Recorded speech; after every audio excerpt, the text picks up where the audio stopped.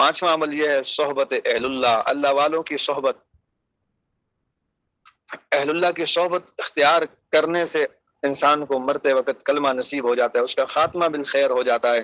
اسی لیے فرمایا یا ایھا الذین آمنوا اتقوا اللہ وکونوا مع الصادقین، اے ایمان والو اللہ سے ڈرو اور سچوں کے ساتھ نتھی ہو جاؤ، نیک لوگوں کی صحبت اختیار کرو، اس صحبت سے بندے کو آخری وقت میں کلمہ نصیب ہو جاتا ہے۔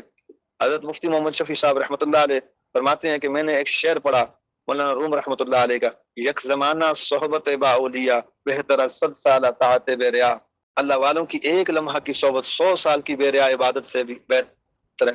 تو فرمانے لگے میرے ذہن میں ایک سوال پیدا ہوا کہ شاید لوگ اکثر باتوں میں افراط و تفریط کر جاتے ہیں، شاعرانہ مزاج ہی ایسا ہوتا ہے، تو لگتا ہے اس میں مولانا روم رحمۃ اللہ علیہ نے کچھ ایسا ہی کیا ہے، جذبات کی روح میں بہہ گئے ہیں، کہہ دیا کہ اللہ والوں کی ایک لمحہ کی صحبت 100 سال کی بے ریا عبادت سے بھی بہتر ہے۔ نقطہ جو نظر آ رہا ہے وہ یہ ہے کہ اگر کہہ دیتے 100 سال کی عبادت سے بہتر ہے تو کوئی مسئلہ نہیں تھا، لیکن یہاں تو کہا کہ 100 سال کی بے ریا عبادت سے بھی بہتر ہے، یہاں کر مسئلہ کہتے ہیں پھنس گیا۔ چنانچہ حضرت اکبر ثانوی رحمۃ اللہ علیہ کے پاس گئے، اپنے شیخ کے پاس فرمانے لگے حضرت مجھے لگتا ہے مولانا روم رحمۃ اللہ علیہ نے کچھ افراط و تفریط سے کام لیا۔ حضرت فرمانے لگے یہ شعر میں پڑھوں؟ فرمانے لگے پڑھیے۔ تو حضرت تھانوی صاحب رحمۃ اللہ علیہ نے جب یہ شعر پڑھا فرمایا یک زمانہ صحبت با اولیاء بہتر از 100 سالہ طاعت بے ریا، کہنے لگے حضرت 100 سال سمجھ نہیں آ رہے تھے، آپ نے 1,00,000 سال پڑھ دیا۔ حضرت تھانوی نے ان کو بات سمجھائی کہ اچھا یہ بتاؤ اگر بندہ 1 سال تک بے ریا عبادت کرے تو اس کو اپنے اچھے خاتمے کا یقین ہو سکتا ہے؟ گارنٹی تو کوئی نہیں دے سکتا۔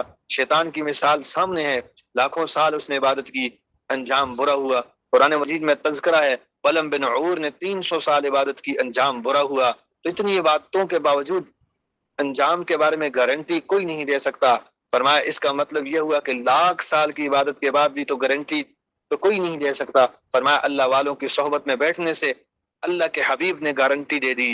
حضرت وہ کیسے؟ فرمایا حدیث پاک میں نبی علیہ الصلوۃ والسلام نے فرمایا کہ اللہ والوں کے پاس اگر تم بیٹھو گے الجلساء ہم لا یشقا جلیسہم، یہ وہ بندے ہیں کہ ان کے پاس بیٹھنے والا بدبخت اور شقی القلب نہیں ہوتا۔ فرمایا وہ بدبخت وہ ہوتا ہے جس کا انجام برا ہو، جس کا انجام اچھا نہ ہو، وہ بدبخت ہوتا ہے۔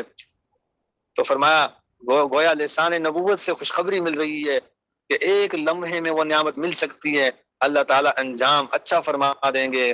اس لیے اللہ کے لیے محبت کرنا قیامت کے دن عرش کا سایہ نصیب ہونے کا ذریعہ ہے۔ حدیث پاک میں نبی علیہ الصلوۃ والسلام فرماتے ہیں کہ 2 شخص اللہ کی رضا کے لیے دین کی نسبت سے ایک دوسرے سے محبت کریں گے، ہم متحابون فی اللہ، وہ اللہ کے لیے محبت کریں گے، اللہ تعالیٰ قیامت کے دن ان کو عرش کے سائے نصیب فرمائیں گے۔ تو اللہ والوں کی صحبت ایسی چیز ہے کہ انسان کا خاتمہ بالخیر اور کلمے پر موت نصیب فرما دیتے ہیں۔